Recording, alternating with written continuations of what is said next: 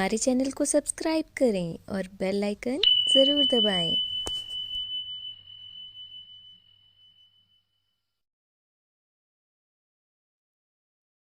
सभी मित्रों को नमस्कार। स्वागत है आपका आज के प्रश्नोत्तर सत्र में। Welcome to everyone for this question answer session. The first question is, somebody has asked, what is soul? While meditating, how can we feel the soul is separate from the body and mind?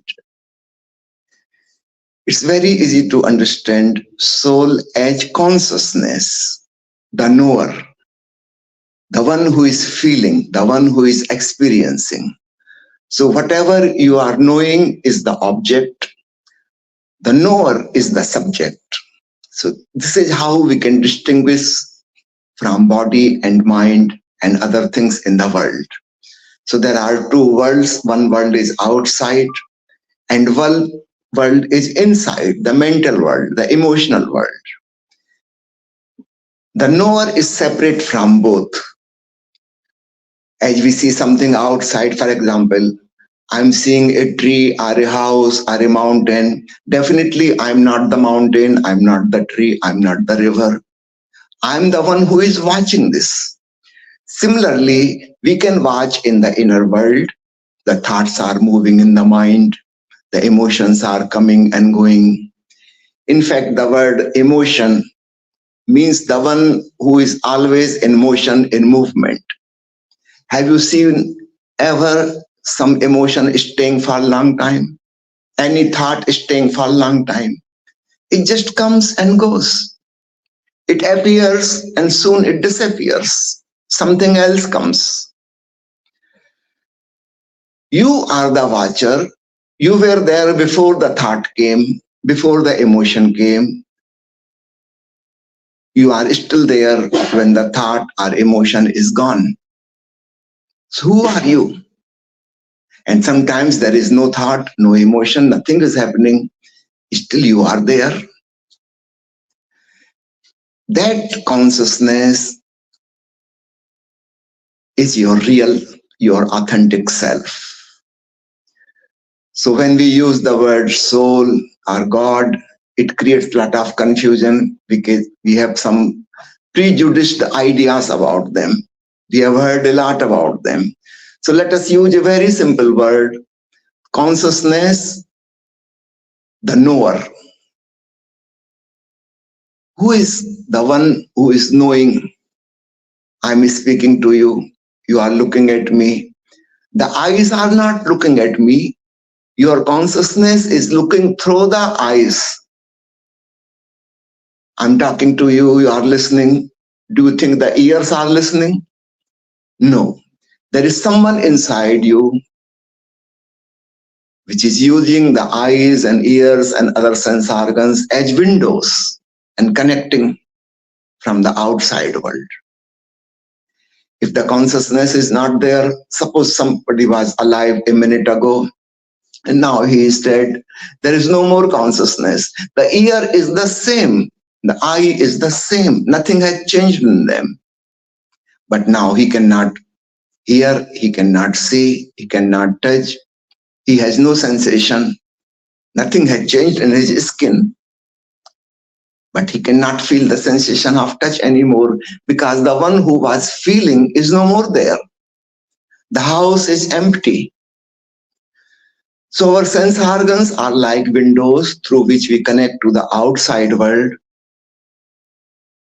We are not the body, we are not the sense organs, and something which is happening inside, in our mind, in our hearts, thinking process, the feeling process, the emotions, imagination, memory, whatever is going on inside, we can watch those things also from a distance. I am the watcher. So who is this watcher? It's very difficult to give it a name. Some people call it soul, Atma. Buddha used to call it Anatta, Anatma, no soul. By saying no soul, he meant there is nothing like self. When we say self, we are identified with the ego. So when Buddha says anatta, he is saying egolessness. There is nobody like a person inside. Why? He uses this word, anatta, because we are identified with the body-mind complex. That is our ego. It has a personality. It has certain qualities, some certain characters. When we go inside and we realize the consciousness, there is no personality. Of course, there is a quality of being, quality of knowing, but there is no personality, there is no shape, there is no form, there is no face, and there is no limit.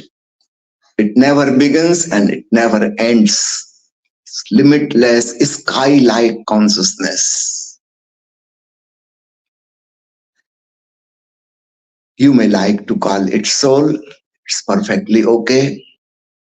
You may call it no soul, no self, no ego, no personality. That's also okay. So that's why I prefer to call it just consciousness. It's easy to understand that consciousness is capacity to know. It is not something. Please remember, when Buddha emphasizes on nothingness, shunyata, he's saying there is no thing as an object. Nothing. It's a quality. For example, you know, the heart has the capacity to love, and the mind has the capacity of intelligence. Now, intelligence is not something solid. You cannot pinpoint where it is. Usually, boyfriends and girlfriends ask each other, how much do you love me? That's a very stupid question. It is not something which can be measured. You know, love is there, but it cannot be measured. You cannot say, I love you 1 pound or 2 pound or 3 meters or 1 kilometer. It cannot be measured. It's a quality, not something solid. Similarly, consciousness is the capacity to know. So it is the subjective knower inside us. The second question is, yesterday Osho said in the discourse that be aware of actions and emotions. Awareness is more important than the action or the emotion. What does he mean by this? Please explain further. When you realize the consciousness as knower, then it really does not matter what you are knowing. The knower becomes most important. What you are knowing, the object is moving, changing, so it is not important. It's always changing. Our body is constantly changing. Our mind is changing, thinking is changing, emotions are changing. So whatever we know, whether in the outside world or in the inside world, it keeps on changing, moving. Nothing is permanent. All is temporary. So naturally, it cannot be very important. By the moment we know it, it's gone. It's no more there. And that's the whole trouble and the cause of misery in the world. We want things to be permanent, and they cannot be permanent. You have friendship with someone today, tomorrow the person may become your enemy. Things are changing. You are beautiful today. After a few days, you may not remain beautiful. You are healthy. You may become sick. You are alive. You may die. You are rich. You may become poor. Everything is changing. We want to make things permanent. That is the cause of our misery. When we realize our consciousness as the subjective knower, and that is eternal. It is permanent. It can never change. It always remains in our. It does not matter what is happening. It is always in our. Even in the death, it will know that the body is dying and I am the same. This we can know while we are alive. Watch the changing thoughts, watch the changing actions, watch the changing emotions. Remember, you are the watcher. You are just a witness. Then the importance of what you are watching becomes less and less. That's why people like Shankaracharya say that the world is just an illusion, Maya. Please remember, so many Nepalese people are sitting here. In their language, Maya is something different. In Hindi, Maya means illusion. In Nepali, it means love. Of course, it is also an illusion.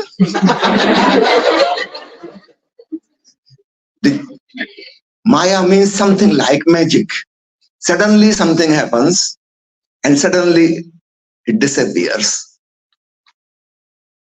That's what Maya is. When we realize that things are changing constantly, they lose the importance, and the watcher, the soul, becomes most important because it is eternal. It is never born. It never dies. It keeps on changing.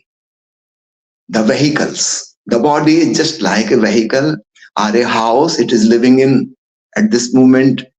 We have been lived in thousands of other bodies previously, and we may keep on living in other bodies. It's just like a vehicle or a house we are moving in, living in. The moment we realize this, of course, our own being becomes the most important issue, not the vehicle, not the house.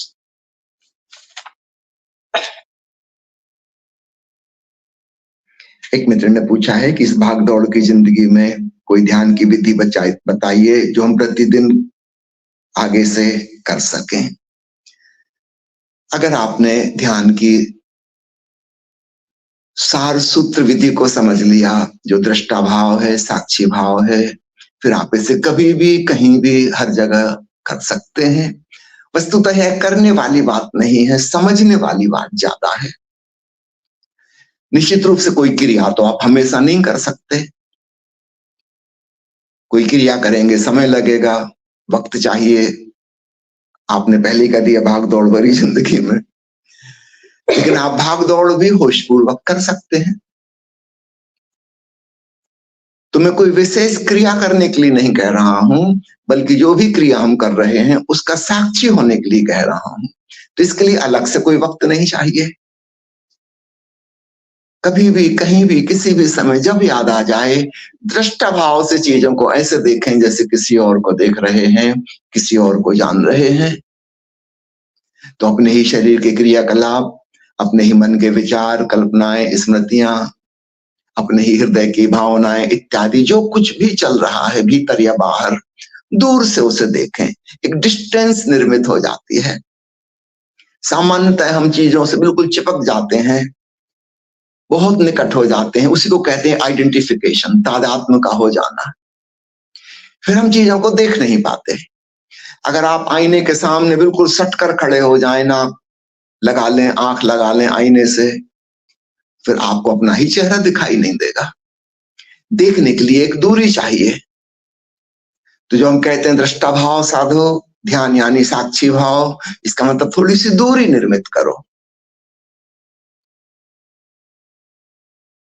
तब उस परिप्रेक्ष्य में, उस context में आपको ठीक ठीक नजर आता है, एक सम्यक दृष्टि पैदा होती है। और मैं इस सबसे अलग हूं, पृथक हूं, भिन्न हूं, इस बात का एहसास होना शुरू होता है। तो ध्यान का सार सूत्र अगर पकड़ में आ गया तो आप उसे कहीं भी कभी भी अप्लाई कर सकते हैं। लेकिन इस सूत्र को पकड़ने के लिए निश्चित रूप से कुछ विधियों से गुजरना होगा।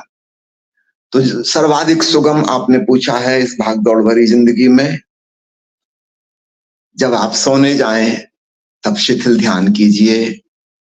जैसा कल मैंने आपको बताया था, ओशो ने 1953 से लेके 1970 तक लगभग 17 वर्ष वही ध्यान विधि सिखाई कि शरीर शिथिल हो रहा है, सांस धीमी हो रही है, मन शांत हो रहा है, स्वीकार का भाव और श्रवण, सुनते सुनते सुनते सो जाइए।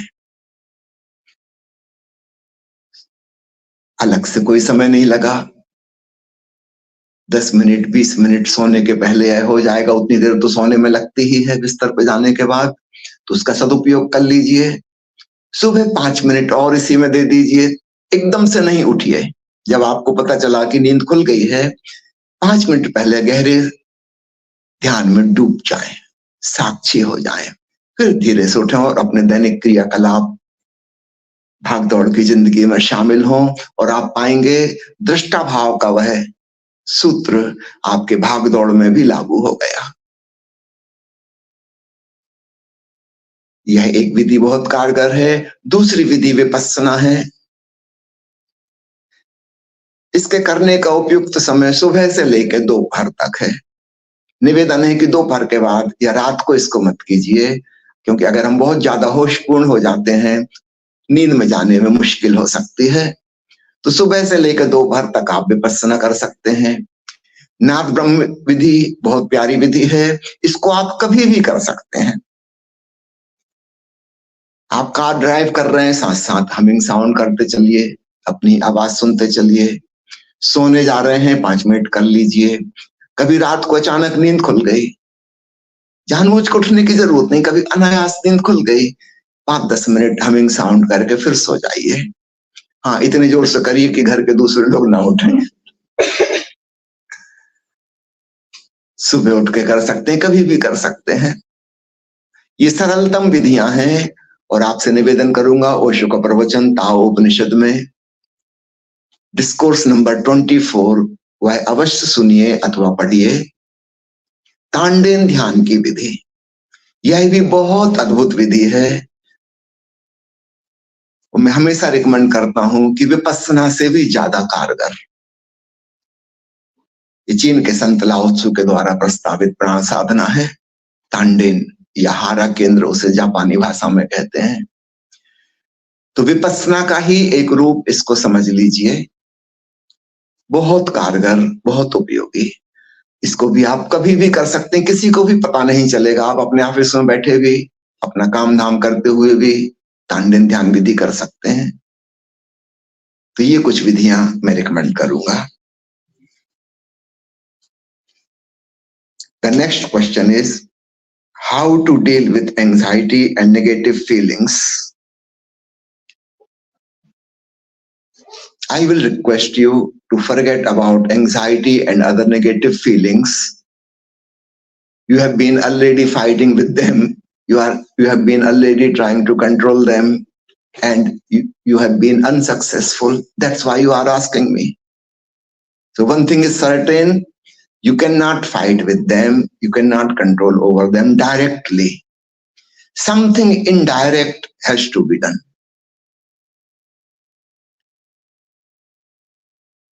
I will give you one example. If the darkness is there and you want to remove the darkness, what will you do?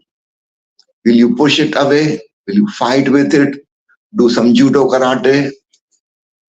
Or bring a knife and cut the darkness in pieces? No, you cannot do anything directly with the darkness, because darkness is negative. By saying negative, I mean it is absence of light. It is not something present positively. Light is positive. It has its own presence, but darkness is just negative. It is absence of light.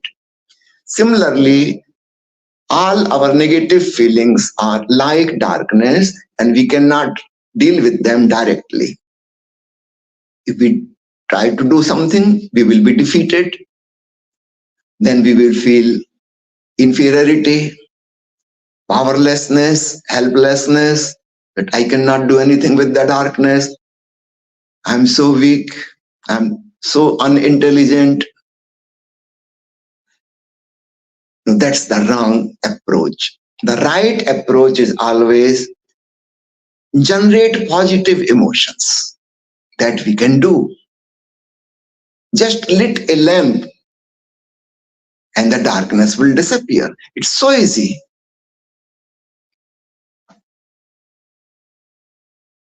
And this has to remember with all the negative things in your life. Never try to deal with them directly. Rather, think over what is missing, what is absent. The light is absent. So something can be done for the light. And the moment we lit the lamp on, immediately we find there is no darkness. Similarly, Osho emphasizes two positive things to be created. That is the whole secret of spiritual practice, Adhyatmik sadhana, Hosh or Prem. Be more aware, more alert, more conscious than usual, and be more loving, be more compassionate, feel more connected with the whole existence. These are the two positive qualities we have to develop. We already have them in seed form, but we have to make them sprout, give water and nourishment to it. Soon it will become a huge tree full of flowers and fruits. So something positive can be done.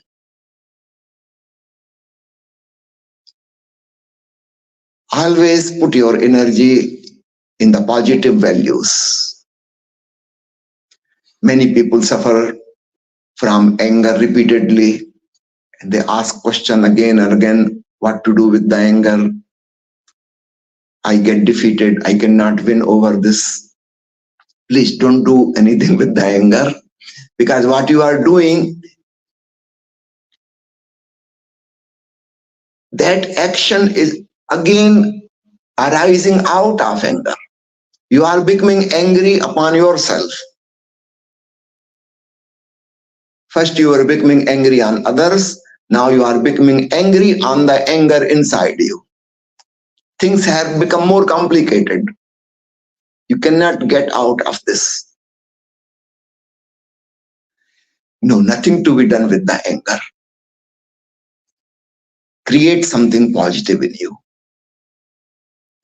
If you get a chance for any act of compassion, please do it. This is something positive. If you get a chance to help someone, please do it. Be loving, be friendly. This is something positive you can do. It's in your hands. Of course, a day will come, the anger will disappear. How can it be there with love and friendliness and compassion? You have not done anything directly with the anger. Similarly, please do not try to do anything with anything negative. Just remember the example of darkness and light. Do something for light. And that's very easy. We already know the secret. We already have something of it. We can make it grow. So we have all the positive qualities in seed form. We can make arrangements for their growth. It is very easy.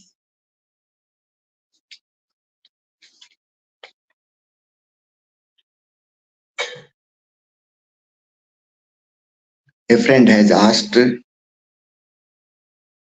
is Anahat Nad heard through ears, diaphragms, the physical organ of the body, and how come it is different from tinnitus? 99% when the ENT specialist makes the diagnosis of tinnitus, it is wrong. You can search about tinnitus in the Google, in the ChatGPT. Nobody knows about it, what it is.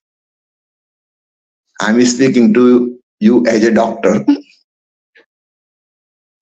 It is something totally unknown. The patient complains of some noise, some voice in his ears. He's hearing all the time. Doctor cannot find out what it is. There are no medical equipments to detect it. It cannot be recorded. Finally, the doctor will send it to ENT specialist. The ENT specialist will start giving treatment. Of course, nothing is going to work. After a few months or few years, the ENT will refer to the psychiatrist that this person has become depressed or something is going wrong in his mind. He keeps on complaining, he's listening the sound, and there is no proof, objective or subjective, of any sound. Soon the psychiatrist will start giving some antidepressant drugs. And in this whole process, that patient will become hypnotized with this idea that he's suffering from some incurable disease. No specialists are able to figure it out. And they have labeled it tinnitus or XYZ, whatever. And finally, it reaches to depression. And the person is taking antidepressant drugs for it. In fact, he was listening the divine sound of Omkar, Anahatnath, what the Jain people call the sound of one hand clapping, the sound of silence, the voice of silence. In the medical field, nobody has heard about this. All the meditators start listening it sooner or later. And many people who have not done any meditation, they also listen it. In childhood, everybody used to listen it 100%. When the child is in mother's womb, the 9-10 months, he is just listening to divine sound as nothing else. Even after birth, it takes about 2 years, 3 years when he starts learning the language and his mind is filled with thoughts and thoughts and thoughts and words. Only then he gets disconnected with the divine sound. So for the first few years of life, every child is constantly listening the divine sound. You can say he's connected with the godliness. But as the mind gathers, collects words, thoughts, starts going to school, starts reading books, there is so much noise of thoughts in the mind that he cannot hear that subtle sound of Om anymore. It is still there, echoing in his consciousness, in his soul. But he has become extrovert. In mother's womb, he was 100% introvert. After birth, gradually he starts becoming extrovert. And by the age of 5 or 6, he becomes almost totally extrovert.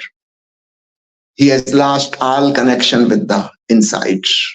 He is always busy outside.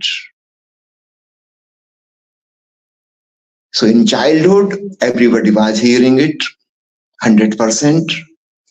Few people continue to hear it even after they become adults.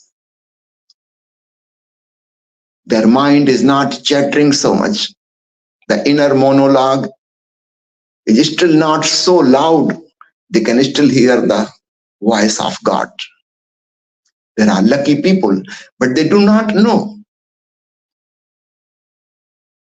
When they become aware of this sound, naturally they will go to their family physician. The family physician will send them to ENT specialist, and ENT specialist will send them to psychiatrist. And once they are confirmed, hypnotized that this is something wrong, they will develop a negative feeling against it. They will feel irritated. They want to destroy it. They want to kill it. They want to remove it, just like a disease.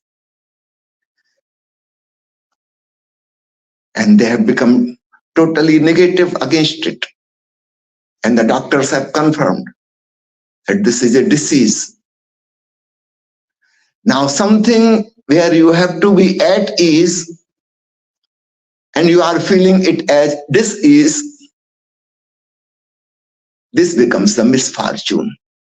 So many people who were very lucky to listen the divine sound even without practicing any meditation, it becomes the most unfortunate thing for them.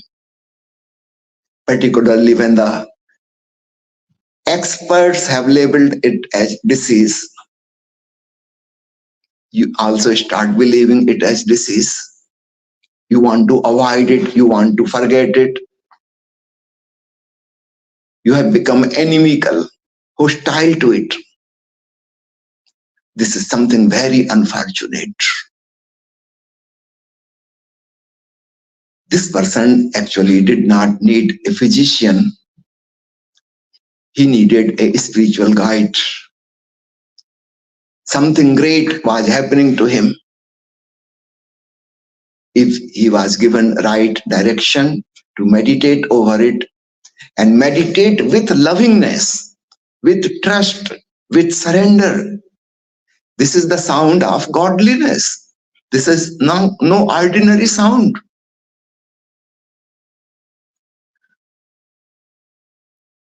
Only some spiritual guide can tell that. That's why something which could have become a fortune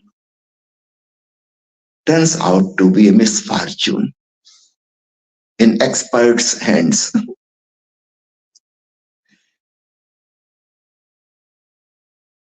We should spread the information about Anahatnath as much as we can. Millions of people on this globe are unnecessarily suffering and taking it as a disease, as a disorder. That is totally wrong. They should rejoice, listen, dance, love it, get drowned in it, and they will reach to Samadhi. This is the door to Samadhi. You must have seen bells at the door of the temple. Just before entering into the door, everybody rings the bell. Why this tradition? What is the secret behind it?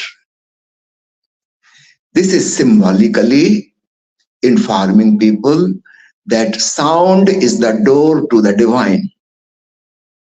You are entering the temple of divine. Listen, and particularly the round-shaped gumbaj were created in the temple. So when somebody rings the bell, it keeps on echoing for a few minutes. And if somebody is meditating there, sitting under the gumbad, and listening the sound, after 1 minute or 2 minutes, the sound of bell will disappear, and he will start listening the divine melody. So this was the whole secret behind it. If you want to read in details about this, please read Osho's discourse on temple in his book Gehre Pani Pet. Later on, this book is compiled in a bigger book, Main Kehta Aankhan Dekhi. So title of the chapter is Mandir. And Osho has talked almost 2 hours about the design of the mandir, and particularly the bell and the gumbaj. This is most important. So please spread this information This listening to divine sound is not a disease. You should feel at ease, deeply relaxed, fall in love with this music. This is no ordinary music. This is the existential sound. This is the celestial music.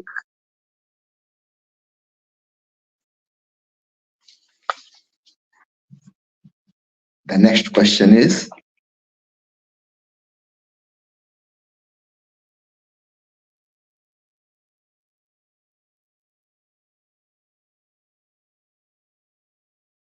I'm reading in short, how to control over mind. I will just repeat it. Please do not try to control. Rather, create a distance from mind. Be watchful as if you are watching from a distance. And then you are out of the mind. If you try to control, then you are fighting with the mind. You are at the level of the mind. You are involved with it. And please remember, you cannot win. Mind is fast. What we know of our mind is only a thin layer of conscious mind. Underneath it, there is subconscious mind, and it has many layers. The first layer is personal, individual subconscious mind. What we see in dreams, mostly it is from this layer. But below it is collective unconscious mind. It is not individual, it belongs to the whole humanity. It contains the past of millions of years. How can we control it? And that is not the end. Below the collective unconscious, there is cosmic unconscious mind, which does not belong to only humanity, it belongs to the whole existence. It contains the whole past and history of the creation. How can we control it? The Western psychologists in past 1.5 century have tried to analyze the mind. Gradually they became aware of the subconscious layer, the unconscious layer, and even deeper layers. And it is impossible to analyze. Our conscious mind is only 12%. So whatever we think, we study, we try to analyze, it is only through this 12%. It is very superficial layer. It cannot win over the rest of the 88%. So you may think that anger is bad. You are convinced the anger is bad and you should not be angry. But a situation will come, somebody has insulted you, and suddenly you will become angry. Why this happens? Because that anger which is exploding from the unconscious mind, it has support of 88% of mind. And when that will just explode like a volcano, the superficial layer, 12%, cannot do anything. It is very, very weak.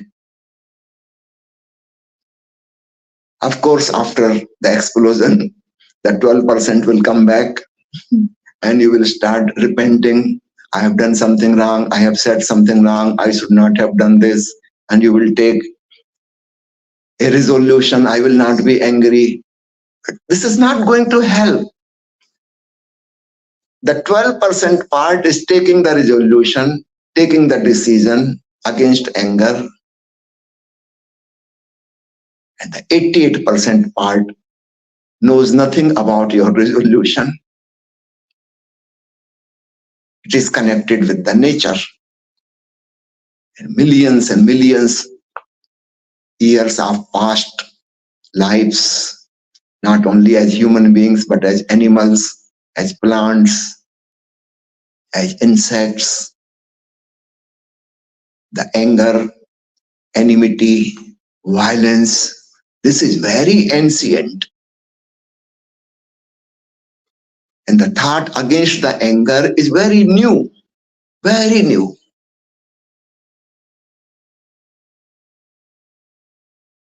That thought has no strength against the past.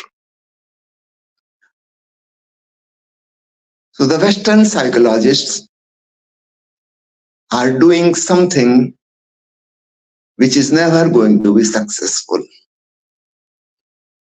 It may just help a little bit to make the abnormal person make feel that he is normal. It's not going to help.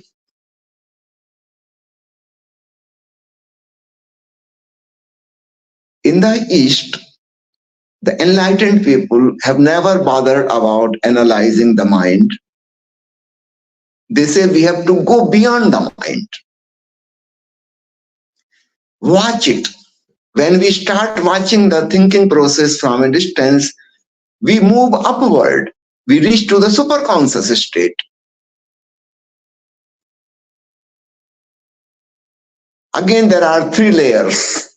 One is individual superconsciousness, where we reach in meditation. Then collective superconsciousness, where we reach in samadhi. And cosmic superconsciousness, where we realize sambodhi.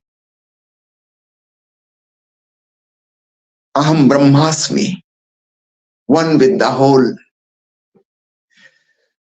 In this process, we are not fighting with the mind, but we are going above the mind.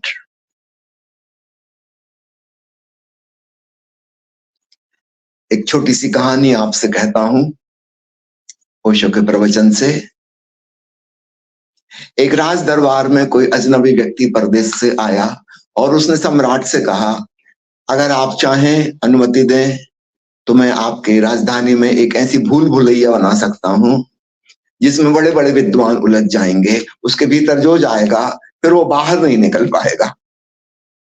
ये मेरा challenge है, चुनौती देता हूं। सम्राट ने पूछा कितना समय लगेगा, कितना खर्च होगा। सम्राट भी प्रसन्न हुआ कि मेरे राज्य में कोई अनोखी चीज होगी, दूर दूर से लोग देखने आएंगे। लेकिन उसकी बात पे भरोसा नहीं हो रहा था कि ऐसा कैसे हो सकता है कि उसमें जो जाएगा अंदर वो बाहर नहीं आ पाएगा।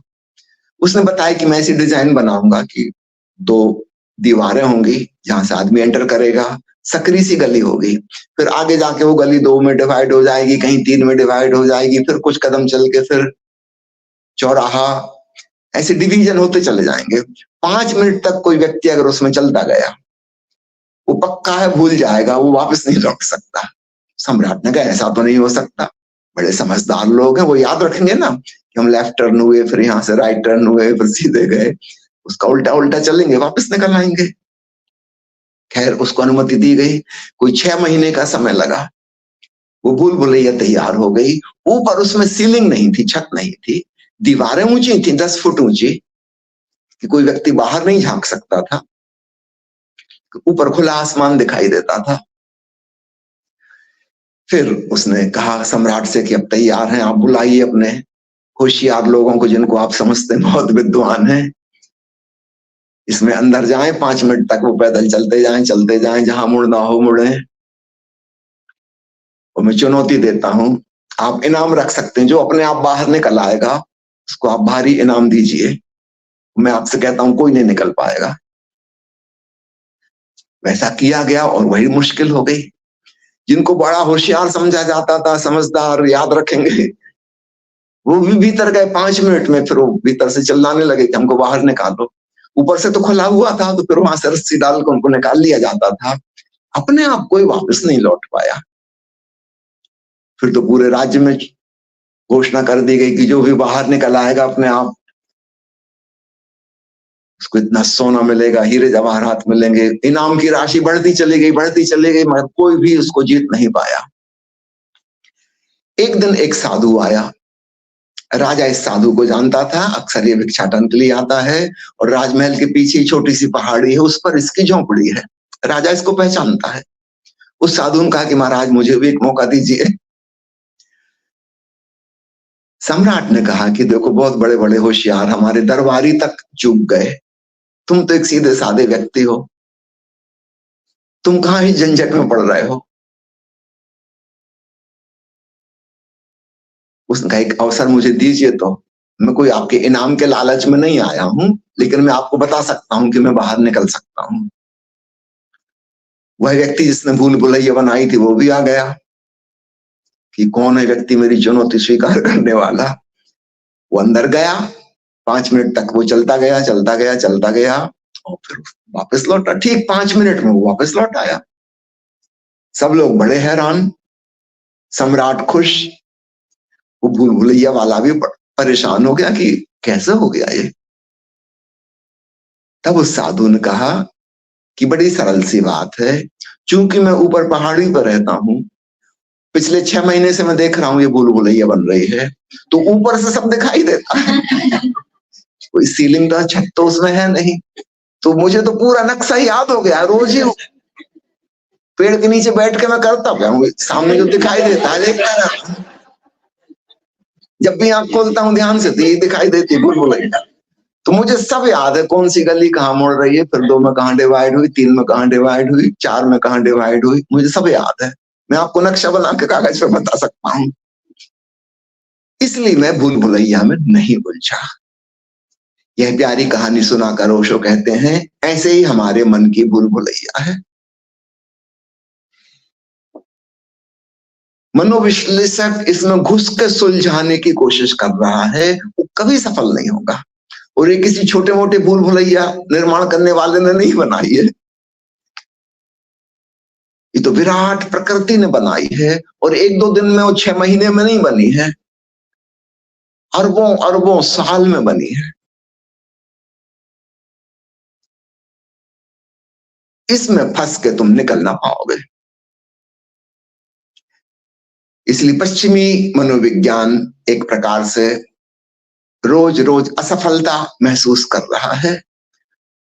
आज से लगभग 125 साल पहले, 150 साल पहले जब मनोविज्ञान की शुरुआत हुई थी, उनके सपने बहुत बड़े थे कि हम सब सुलझा लेंगे, ये कर लेंगे, वो कर लेंगे, मनुष्य बिल्कुल शांत और आनंदित और प्रसन्न हो जाएगा।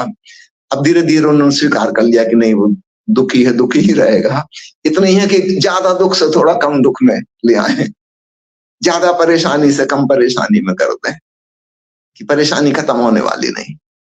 क्योंकि वो मनोवैज्ञानिक जो इतना सब कुछ समझते हैं मन के बारे में, उनकी भी परेशानी दूर नहीं हुई, उनका भय भी दूर नहीं हुआ, उनका क्रोध भी नहीं मिटा, उनकी घृणा भी नहीं मिटी। वो भी उतनी तकलीफ में जितना आम आदमी। फर्क तो कुछ पड़ा नहीं, उनका ज्ञान उनके ही काम नहीं आया। पूरब के ऋषियों ने बिल्कुल दूसरी दिशा पकड़ी थी, वे ऊपर की तरफ गए थे, पहाड़ी पे। वहां से दूर से देखा था इस भूल भुलैया को।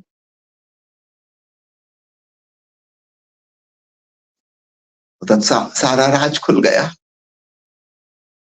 ये 2 अप्रोच हैं, ईस्टर्न और वेस्टर्न, दोनों की दिशा बिल्कुल अलग है। एक खुदाई करने की कोशिश कर रहा है नीचे जमीन में, और एक ऊपर पर्वत शिखर पे जा रहा है। एक सबकॉन्शियस और अनकॉन्शियस में उतर रहा है, अंधेरी परतों में, और एक हिमालय के उज्जवल शिखर पर, हिमाच्छादित चोटी पर पहुंच रहा है। वहां से नीचे की सारी खाइयां दिखाई देंगी। और इस प्रोसेस में वो खाइयों के पार निकल ही गया, कुछ करने की जरूरत नहीं, निकल ही गया। और जो व्यक्ति अंधेरी खाइयों में उतरा था खोजबीन करने, वो बुरी तरह फंस गया और अंधेरे में पहुंच गया।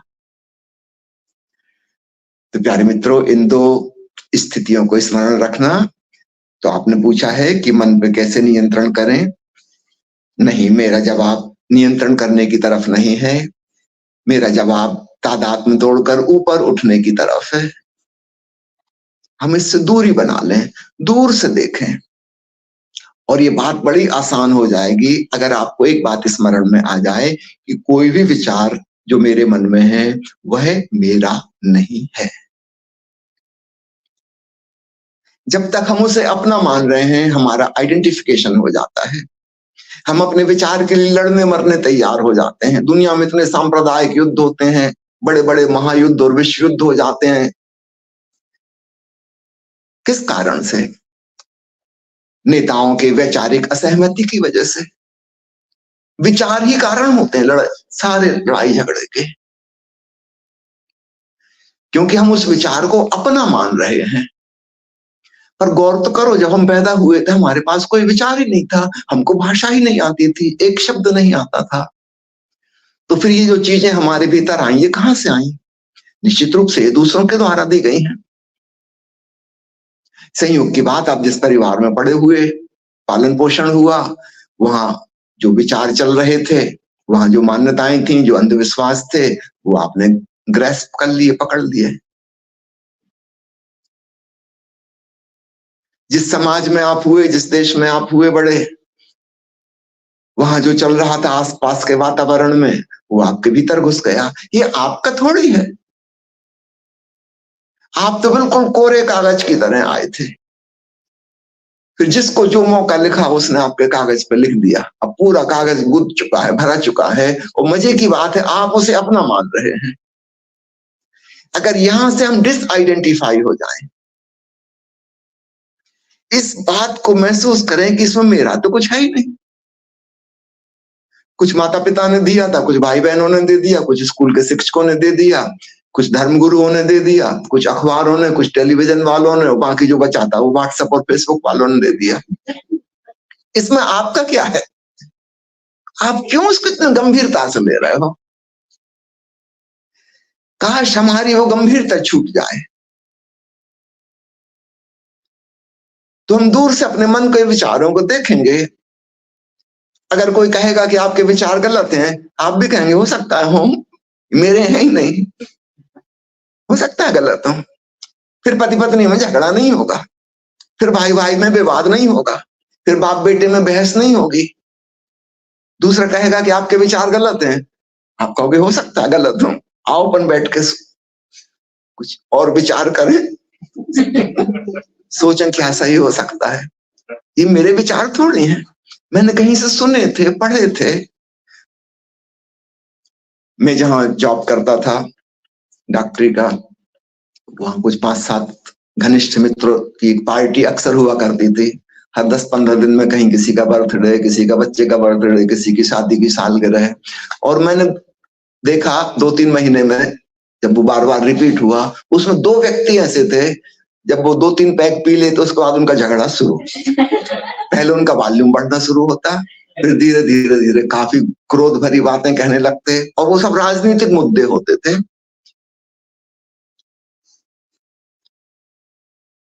मुझे एक दिन समझ में आया कि हमेशा वही मुद्दा रहता है, एक इस पार्टी के पक्ष में, दूसरा उसके विपरीत, बिल्कुल विपरीत विचार उनके रहते हैं। मैंने एक बार पूछा उनसे कि आपके यहाँ अखबार कौन सा आया? एक के यहाँ आता था नवभारत टाइम्स, दूसरे के यहाँ आता था हिंदुस्तान टाइम्स। मैंने कहा आपका जो झगड़ा होता है वो एक्चुअली आपका नहीं, उन दोनों अखबार के संपादकों का है। आप एक तरफा न्यूज पढ़ते हो, वो एक राजनीतिक पार्टी के द्वारा कंट्रोल्ड है, दूसरा अखबार दूसरी राजनीतिक पार्टी के द्वारा, विपक्ष के द्वारा है, उसका संपादक विपरीत चीजें लिखता है। एक ही घटना को 2 अखबारों में 2 अलग अलग दृष्टिकोण से लिखा जाता है, इंटरप्रिटेशन बिल्कुल अलग रहते हैं। मैंने कहा आप लोग इस बात के प्रति सतर्क होइए, वास्तव में आपका झगड़ा नहीं, आप दोनों तो मित्र हैं, तब तो पार्टी में आए हैं, एक दूसरे को इनवाइट करते हैं, मगर हर पार्टी का अंत झगड़े में होता है। वो झगड़ा आपका नहीं है, या तो आप एक ही अखबार पढ़ना शुरू कर दें दोनों, या इस बात के प्रति सतर्क हो जाएं कि ये विचार मैंने अखबार में पढ़े हैं, ये एक खास इंटरप्रिटेशन है जो एडिटर का है, और एडिटर का भी नहीं है, उसको पैसे मिल रहे हैं किसी पार्टी के द्वारा, उस पार्टी के पक्ष में सब। आप जो टीवी न्यूज देख रहे हैं, याद रखना वो न्यूज रीडर के भी नहीं है विचार, लेकिन वो नौकरी कर रहा है, उसको एक खास पार्टी वाले पैसे दे रहे हैं कि आपको ये वाली प्रचार करना है, इसका प्रसार करना है। दूसरा टीवी न्यूज रीडर दूसरी कंपनी में काम करता है, उसका मालिक दूसरा है।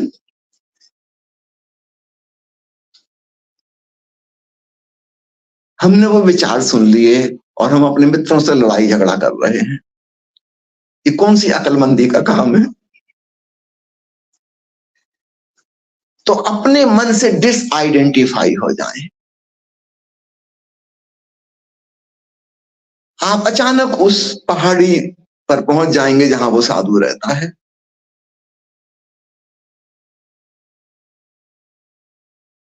आपने मन पे नियंत्रण नहीं किया, मन से कोई झगड़ा नहीं किया, मन की कोई विश्लेषण नहीं किया, मन की कोई खुदाई नहीं की, छानबीन नहीं की, आप सीधे ऊपर उठ गए, मन के पार चले गए।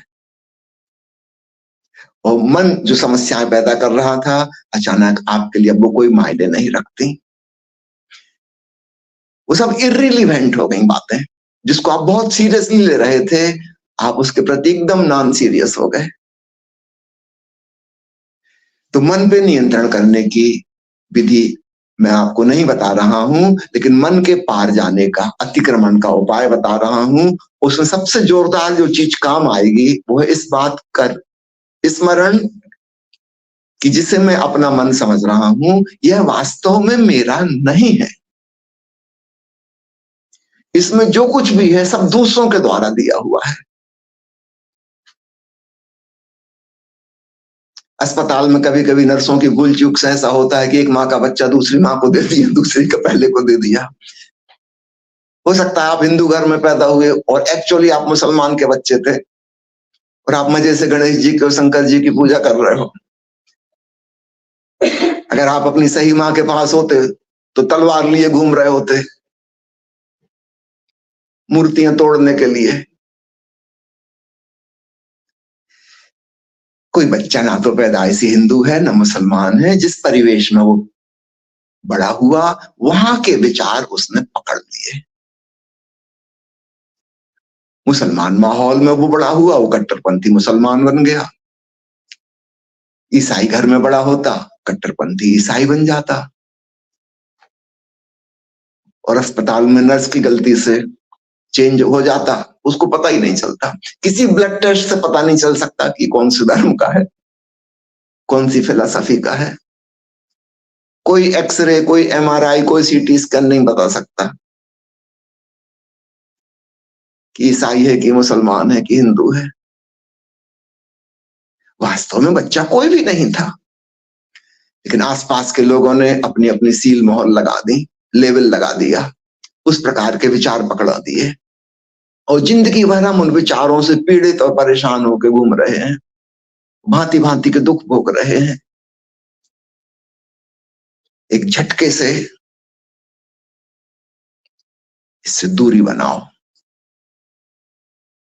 और ट्रिक बड़ी आसान है, बी वॉचफुल, दृष्टा बन के देखो। एक तमाशा चल रहा है तुम्हारे भीतर जिसमें तुम्हारा कुछ भी नहीं है, सब दूसरों का दिया हुआ है और परेशान तुम हो रहे हो।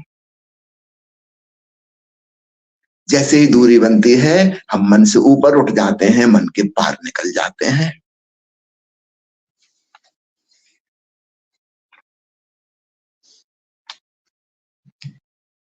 Next question is, what is the best meditation technique for heart and balancing the mood? Osho has given many techniques, particularly about heart and balancing. I will recommend Atisha's meditation technique. I will just mention in short. If you are interested, you can read Osho's discourse on Atisha. He was a Buddhist monk, and he used to say, just feel relaxed and then invite all the miseries of the world, all the pain, all the suffering of the human beings and animals and trees. Let it get into your heart And heart has the magical transforming capacity.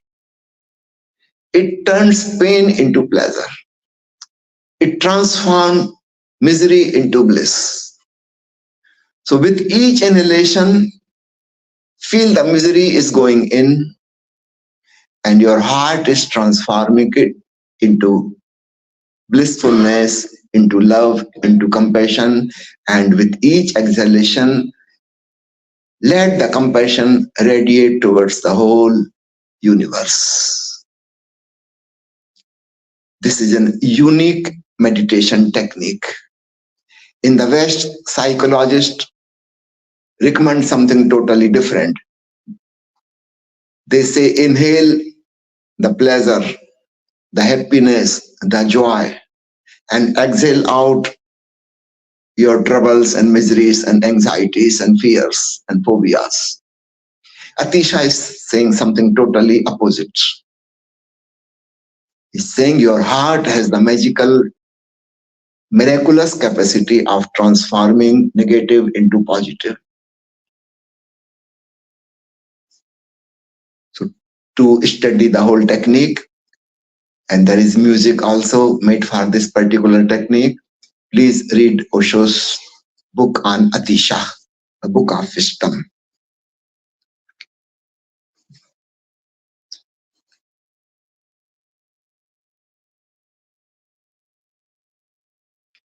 The last question somebody has asked, how many years you have been meditating for? Please give some guidance for our kids.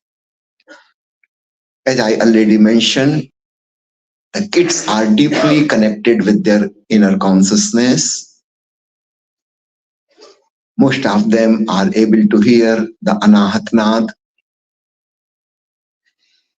If you can just give them little guidance to be more aware of it, listen carefully with lovingness. Remember, there are many kinds of listening. One kind of listening when two enemy politicians are talking with each other. Actually, nobody is listening. Most of the husband and wives talk with each other in the same way. There is a thick wall between the two. What the wife is saying never reaches to husband. What the husband is saying, it never reaches to wife. Everything gets misunderstood.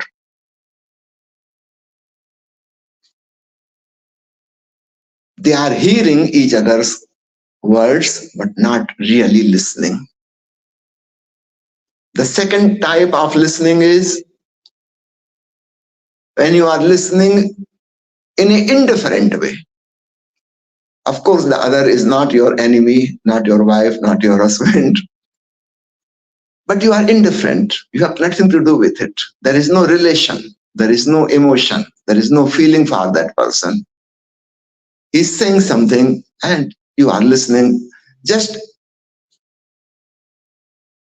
as a robot will listen, without any feeling. Indifferent listening. There is third kind of listening when you are feeling friendliness, lovingness towards the person. You really want to listen.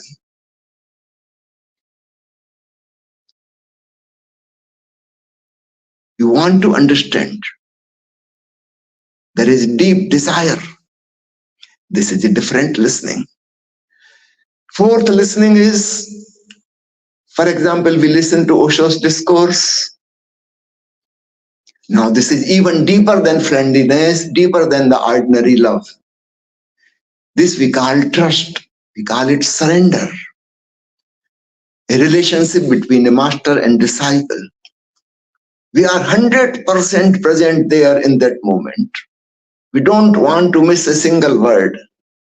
We don't want to even miss the silence between the two words. We are imbibing, absorbing, not only words, but his presence, his energy. Further, deeper than this should be the listening between the devotee and the divine sound. So now you can understand there are different kinds of hearing and listening. So teach your kids just to listen with love. Listen with trust, with surrender, total relaxation. And there are so many meditation techniques, especially designed for children. You can read the book Meditation, the First and Last Freedom. At the end of the book, there are many techniques for children. The children will enjoy it.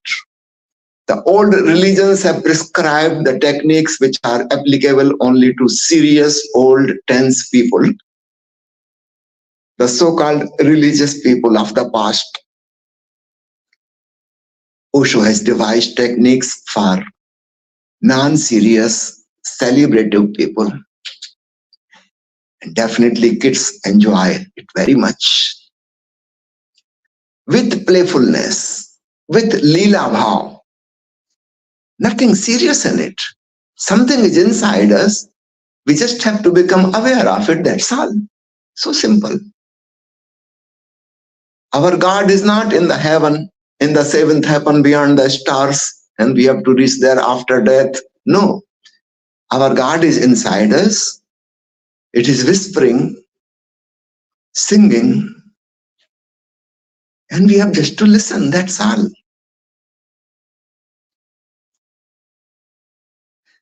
Kids will enjoy it.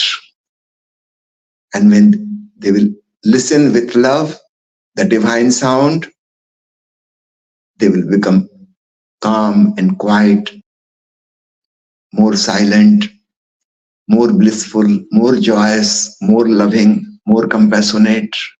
A different kind of personality will grow. So this is something you can gift to your kids. Meditation is the most valuable gift you can give to anyone. You can share with anyone. And Osho has made things so simple. And everybody is looking for peacefulness and blissfulness. Even if somebody is atheist, he may not believe in God and heaven and hell and religious scriptures and 10 commandments. Perfectly okay, no problem. Still he wants to be peaceful. He wants to be joyous. He wants to be celebrative. So Osho is not only for people who believe in God.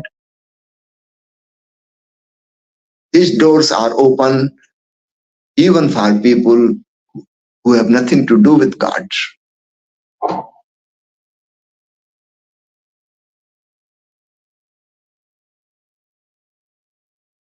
Every human being is searching peacefulness. Everybody wants to live his life with love and celebration and joy. And that's what meditation offers to us. And it is not something difficult, very easy. Of course, kids can do it in an easier way than the adults. Because the adult mind is polluted. Mind of children is not yet polluted with the society, with the religions, with the scriptures, with the politics. They are still fresh. And they have been listening the Anahatnath in mother's womb. And they are still able to grasp it very quickly. If we can arrange something like this on a large scale, before kids go to school, they should learn meditation. And there should be a compulsory period of meditation in schools, in colleges, and some very simple technique. For example, watching the breath. Now, this has nothing to do with any religion, any sect. Everybody is breathing. Not only Buddhists are breathing, they can do Vipassana. Even Christians are breathing, Mohammedans are breathing, and atheists are also breathing. So what's the problem? You can be just little more aware. Usually we are not aware of the spontaneous breathing process. Nature is taking care of it. We are breathing even in deep sleep, even in dreams. No consciousness is necessary for breathing. Even if a person is in coma due to some medical problem, he is still breathing. So to add consciousness to something like this is a revolutionary step because no consciousness is needed there. So we are adding awareness to something which can happen even in deep sleep, in coma. It can happen. It is happening even to a drunkard. If we can add awareness to it, we are bringing something supernatural in our life. And that brings transformation. As Osho has already mentioned, that most number of the enlightened people in the world reach to the ultimate goal through the method of Vipassana, watching the breath. This is the easiest, the best, the simplest. Does not need any prejudices that you have to believe this, you don't have to believe this, you have to follow this or do not do this. Nothing like that. Anyone, anytime can do it. It will be a great day of fortune when education system adopts meditation as a compulsory part. I do not know when it will happen, but at least the people who are meditative, connected with Osho or with any other enlightened master, they can make this happen at least in their family, to their children, to their grandchildren.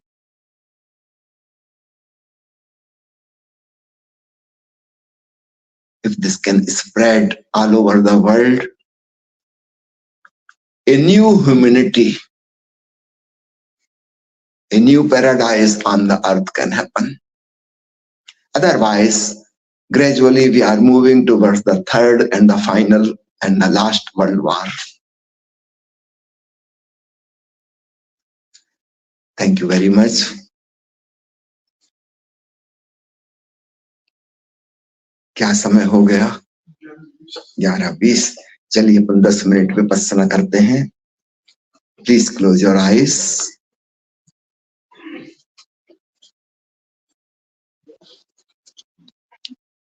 और 3 minutes slow and हमारे channel को subscribe करें और bell icon ज़रूर दबाएं.